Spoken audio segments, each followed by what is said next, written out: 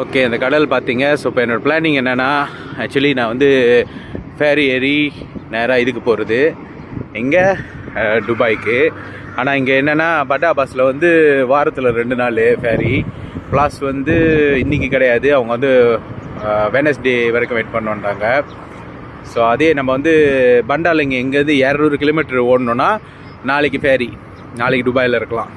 ஏன்னா ஒன்று வந்து என்னோடய பிளான் வந்து இங்கே துபாய், ஒமான், கொத்தா, அப்புறம் பஹ்ரைன், சவுதி அரேபியா, அப்புறம் குவைத், இதெல்லாம் போகணுன்னு ஆசை. ரொம்ப பேர் யூரோப்ஸ் தான் நேராக அடிப்பாங்க.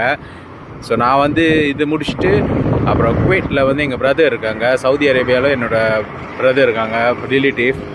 ஸோ அவங்க வீட்டில் போய் தங்கிடுவேன். ஸோ கொஞ்சம் எனக்கு செலவு மிச்சம், ஹோட்டல் மிச்சம், எல்லாமே மிச்சம்.